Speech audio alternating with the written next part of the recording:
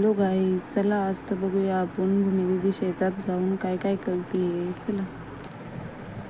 भूमी शेतात गेल्यानंतर तिला झाडावर एक छान पिकलेलं सीताफळ दिसलं. ते पाहताच तिला ते खाण्याची खूपच इच्छा झाली. मग तिने झाडावरून सीताफळ तोडून घेतले मम्मीकडून तिच्या आणि तिने गोड चव मनापासून घेतली. शेतातील हा छोटासा क्षण तिच्यासाठी खूप खास आणि आनंदाचा ठरला. झाडाचे सीताफळ तोडलेले ताजे खाण्याची चव काही वेगळीच असते. सीताफळ खाऊन झाल्यावर भूमीने शेतात एक मस्त चक्कर मारला. हिरवागार निसर्ग, थंडगार वारा आणि पावसाने भरलेलं वातावरण अनुभवत ती आनंदाने फिरली. त्या सुंदर क्षणाचा तिने मनसोक्त आनंद घेतला.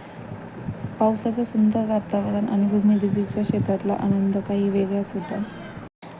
मस्त आमच्या शेतामध्ये पपईचे झाडे आहेत, पेरूचं झाड आहे. मग काय भूमीला पपईचं झाड दिसलं. भूमीने पपईचं झाड पाहिल्यावर ते पाहताच तिला पपई खायची खूपच इच्छा झाली. मग तिने काय छान पिकलेली पपई बघितली. त्यानंतरून तिने व तिच्या मम्मीने पप्पा आणि बाबांना कामाला लावलं आणि सगळ्यात अगोदर पपई तोडून घेतली आणि मग काय सगळ्यांनी मिळून मस्त पपई खाल्ली. सगळ्यांनी मिळून पपई खाण्याची मजा घेतली. पपई खाऊन झाल्यानंतरून पाऊसही चालू झाला. मग काय आदूदादाने तिला गाईंच्या गोठ्यात नेलं. गाईंच्या गोठ्यात भूमी दीदी आणि आदू मस्त एन्जॉय करत होते. आदूदादाने तिला सगळ्या गायांचा गोठा फिरून दाखवला. गायींसोबत तिने जवळून सगळ्या गायी पाहिल्या आणि त्यांच्यासोबत खूप छान वेळ घालवला. हा अनुभव भूमीसाठी खूपच आनंददायी होता. त्यानंतर मळ्यातून सगळे घरी आले. सगळ्यांनी कपडे चेंज केले आणि आदू आणि भूमी नारळ पाहायला नारळाखाली गेले. तिथे गेल्यानंतर त्यांना झाडाखाली खूप सारे नारळ दिसले.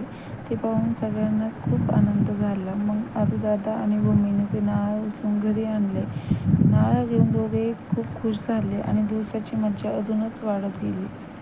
नारळ घरी घेऊन आले आणि परत कपडे चेंज करावे लागले, कारण की कपडे भूमीने खूपच खराब केले होते. त्यानंतर तेवढ्यातच त्यांची आत्तू पण घरी आली.